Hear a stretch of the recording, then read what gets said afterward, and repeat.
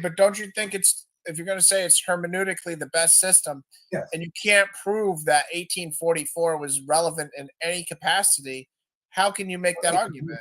I think I have. I'm asking you a legitimate question. If 1844 proves the hermeneutic about the 2300, right?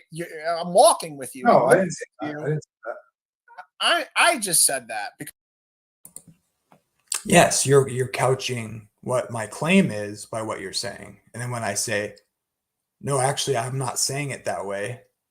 No, I'm saying that. Yeah, you said what I'm saying. So why are you opposing what you're clearly doing? Because you're just being disagreeable, I would argue. No big deal. It's just like it's clear to me by the interaction that you're not listening. You don't want to listen. You want to tell me how it is, but you're not getting it. And you're telling me I'm wrong, but you haven't wrapped your head around what the ideas are. And I'll show that in a second. But I'm not just asserting that. Like, so it's like you got to be careful not to critique somebody when you don't fully grasp what they're claiming. That's my problem. That's why I get frustrated with people. They're not demonstrating that they actually fully understand the implications and the understanding of it. And again, they just know it's wrong. That's why I get so irritated with people like Chris Lucas, because he's the worst case of this.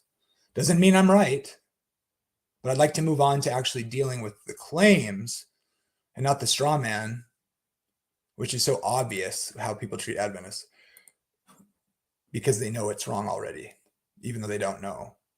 So that's what's irritating. Because I'm trying to. And I've tried, like, I'm so willing to hear people out. And it's like, still, they do that. It's so frustrating. God uses people you wouldn't expect. Just remember that regarding Ellen White and other movements. God tends to operate that way. You make it hermeneutically correct. And I understand the implication of the 2300 is to point to 1844. Am I wrong on that? No. Okay. So hear me out. That's logical statement one. Logical statement two is if you can't substantiate 1844 as relevant or irrelevant, so I'm not saying you can do either, how can you prove that it's hermeneutically the best system? No, what's hermeneutically the best system is the day for a year principle. It's not claiming that everywhere it says the word yomim or yom, that means year, that you translate it into years. No, it's not that simple. It's a principle of apocalyptic literature, which is probably the most influential, or probably the majority view of how to interpret the time increments. That's the point, as I've demonstrated by statistical studies about prior to the Millerite movement, from the 300s AD, before the Millerite movement started. A day for a year was the majority interpretation of the time increments, namely because of the Protestants, by far. But of course, Daniel 8 is one of the most largely ignored things because of it's just one of the most difficult chapters. And most people who do comment on it very little. And then if you look at modern scholarship, who basically doesn't believe in apocalyptic prophecy is telling the future, they're all going to say it's Antiochus. The Jews said it was Antiochus before Jesus was born. But by the way, that Maccabees hypothesis, everyone who was saying that in the time, the Jews that were saying that before Jesus was even born, also, not surprisingly, if you really actually look at the text and the whole thing of it, and you're not just like, say, learning how to defend your view, but you're actually listening to other scholars and what they say about it, which I do a little bit of at least, and try to understand other people's views. But if you don't do that and try to get like a step back and look at everything and the issues, this will just go right past your head. But look, if Josephus was, how much of Josephus are you going to say is right? Because naturally, Daniel 8 goes into Daniel 9. They're connected no matter what. And if you believe it's talking about Jesus, then you're gonna have to say Rome was intended by if you take original authorship of being Daniel in the 600s, then you have to say God was predicting Rome in 7. And then chapter 8's, like if you take the Josephus view, chapter 8 and chapter 9, you're going to see parallels in the language. So you're going to think the one who destroys the temple is the same one who's destroying it in chapter 8. But the reality is the Protestant view, the believing Christian view, is that that's about Jesus, and it proves his coming. So if you're going to just go with the Maccabean hypothesis, that's a huge problem, because all the weight of evidence of interpreters that are on your side, none of them believe, either you have to end up abandoning that because you believe in Jesus, that line of thinking, or you have to abandon original authorship, or you're going to end up having to have a really weird futurist view that denies the whole New Testament period being in a prophecy, and take like a view that thinks Jesus is going to, none of it's about Jesus, and it's all about like the temple, which is going to come back, like the Jews need animal sacrifice. None of that makes any sense. If you believe that Jesus is the focus of God's plan of salvation, and that God providentially gave the prophecies in Daniel, then you got to realize he's going to be talking about the period of the new covenant, the fullness of salvation being revealed. But all these views either deny it, either aren't Christian, or they have a very weird dispensational view that acts like Jesus didn't fulfill the sacrifice for sin that the temple was a type of, and that God doesn't speak about any of that history from when Jesus inaugurates the new covenant, like that, put it on pause, and then it goes unpause. God brings back the temple, and it deals with the Jews. No, Jesus dealt with the Jews. He instantiated the new covenant. And if he didn't, he's not the Messiah. And if he didn't, then he'd bring back, then you might say the 70th week is the Antichrist, and God's going to bring back the temple that he wanted the whole time, because nobody fulfilled the sacrificial system. I mean, that means you're like a atheist Christian or something. I don't even know. You like have the trappings of Christianity, but you deny that Jesus is the Messiah according to the text. So I think the prophecy focuses in on the new covenant period from Daniel's time till the end of time. But I can't find any believing views that make sense of this, like the Adventist view. And so, by the way, so the day year principle, Ryan, it's about, you need the word yom, and then every time it says yom, you would say that's actually a year. That is not the idea. The text of Daniel exhausts all the usages of time increments, except for the one they actually use in literal narrative. And the people that are interpreting Daniel 8 is literal days or half days, which doesn't work, by the way. If you want that literature, I can send it to you, but they certainly thought of it in increments of a day. Okay. Almost nobody interpreted that way in the past. And now more people grab onto that because they're trying to make it fit the Maccabean hypothesis, and it doesn't work if the Bible is actually prophetic. Okay. I'm coming from a view that assumes you believe the Bible is accurate and God is providential and telling actual future events. Okay. It's only the people that need it to be days to try to force fit it that argue this way. No, and again, I've told you this before, and then you say it again in this video. Adventists don't believe that the right translation is days in Daniel, and they were stupid, and therefore everything's based on their stupidity thinking they're days because they need it for that day year principle. No, it's been known when other people hundreds of years before Adventists, which became the majority view, understood and implemented a day year principle. They knew it says evening and mornings. And in fact, the Adventist view depends on that, because later in at the end of chapter 8, the Mare, the one about Jesus that gets explained in chapter 9, is of the evenings and mornings. And they never would have made that connection if they didn't know that the evenings and mornings are what the 2300 are. Okay, so please, that's just like somebody who doesn't know what they're talking about making bad assumptions that Adventists are dumb, and then arguing that out to people. And I've even explained it to you, and here you are making it again because you're not listening. You're assuming things that aren't accurate from people that say that are not intelligent, and I have a mission to discredit it with bad arguments that aren't even reality. No, I don't need it to say days. It's a principle. even and the reason people go to Genesis is not to establish a every time it says days make it a year. No, it's pointing to Genesis as showing, which should be actually just be obvious as it is anyways, that an evening and a morning in the Hebrew language is talking about a day. It was evening and morning the first day. So an evening and a morning is a representation of a day, just like 3 days and 3 nights. Arab Boker. Okay. So it's a principle. Okay. So this could be confusing, but in apocalyptic literature, symbolic things represent something else in real life. It doesn't have to say day. It just has to be something that means a day, a 24-hour period. So an evening and a morning is a 24-hour period.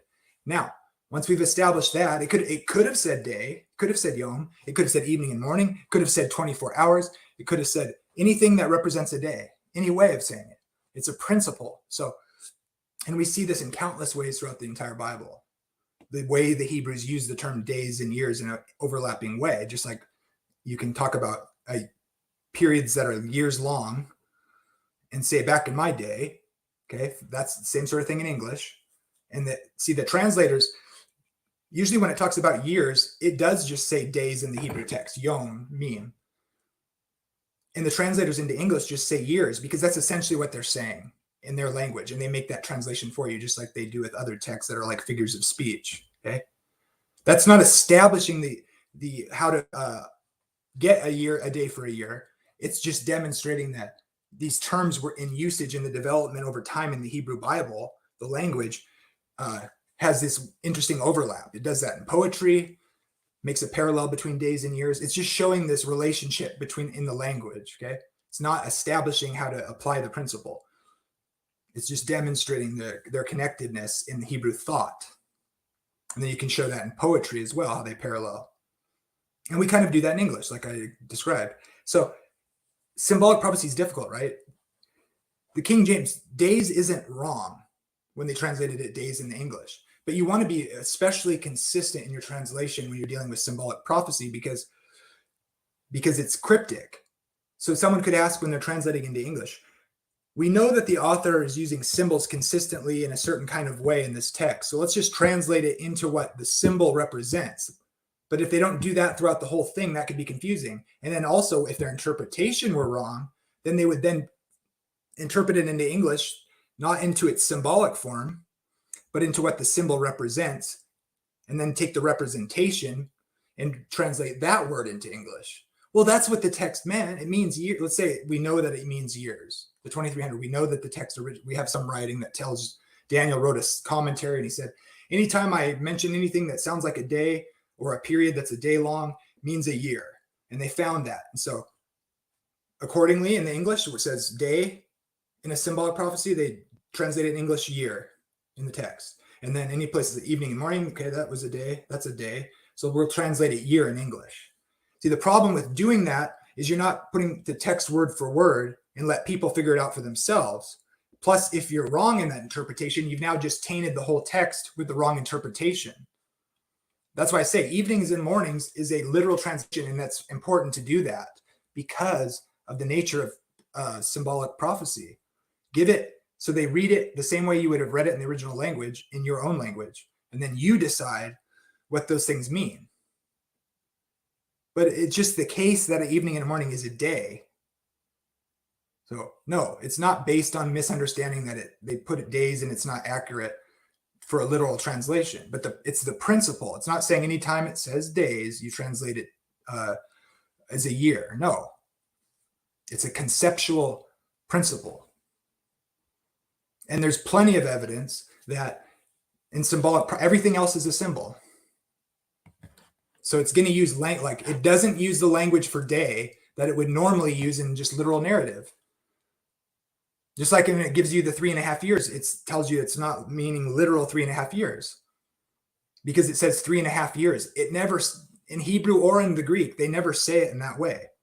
3.5 years. They'll say 3 years, 6 months, things like that. When it's talking about literal time and literal narrative, they literally exhaust every kind of way you could say these increments of time. They use a lunar rendering, and then they put it in that context or in that context, and they say every kind of way 3.5 years based on a lunar rendering. But they didn't use a lunar calendar. So they essentially give you the time units in every possible way that isn't literal in the text of symbolic apocalyptic prophecy, which ought to be actually a huge clue. Everyone recognizing that the 42 months, the 1260 days, the 3.5 years are all the same period being spoken of in Daniel and Revelation. Everybody of different interpretations agrees that that's talking about the same periods. Well, if you just stop for a second and realize, like I've demonstrated, 3.5 literal years in history on a Jewish calendar are never 1260 days. They're never 42 months. They never say 3.5 years in literal narrative when they're talking about a literal 3.5 years. They say 3 years and 6 months. They just don't reckon time that way. So they basically talked about this time period in increments of time in every kind of way you can, except for the way you would say it if you were giving literal narrative. And it's embedded amongst prophecy that's clearly using all symbols, and it's in the category or genre of apocalyptic literature. So I don't know how else you could write a cryptic prophecy and demonstrate that you're not talking about something literal than the way it is in Daniel. And if you just come to realize that alone is enough to say, wait, preterists, futurists, and those in between, except for Advent, a day for a year, Advent is a consistent day for a year interpretation, which focuses on Christ's time of the new covenant being established. Then, and you realize all those things that I just mentioned, and you realize all the other views take those time prophecies and try to say they're literal, in spite of the fact that it's all symbolic, and it uses those terms for that same increment of time, which all the views agree with. It's talking about the same time period. And then you realize that doesn't work. So if you're a believer and you think the Bible is accurate, then when it says 1260 days, it means 1260 days. Because God doesn't give a literal, precise prophecy and then have it not be precise, because that would falsify the prophecy. No. Well, that's a problem, because everyone recognizes the 1260 is the 42 months. That is 3.5 years on a lunar calendar, which they don't use. Now, the other funny thing is 3.5 years never can possibly have 42 months in it. But the 42 months is the 3.5 years. Well, guess what? No matter what day in the history of the Jewish calendar from 600 BC until this very day, no matter what day, pick any day you want of any year, never, ever is it possible, or can you get a stretch of time that is 3.5 years literally, and also 42 months. It's impossible. So which is it? Is it 3.5 years or is it 42 months? And guess what else? You can't get 1260 days in a 3.5 year stretch either, anywhere in Jewish history from 600 BC until now. It's impossible because of the way the literal calendar works. So tell me, is your view wrong, or is the Bible not accurate? Because if God is talking about prophecy and he says it's literally 1260 days and that's literally 3.5 years or literally 42 months, which one is it? Because it can only be one of them. But yet you all acknowledge that they're talking about the same time period. So are you going to go with scripture and reality? Or are you going to cling to your view and falsify the Bible? I'm going to go with the Bible.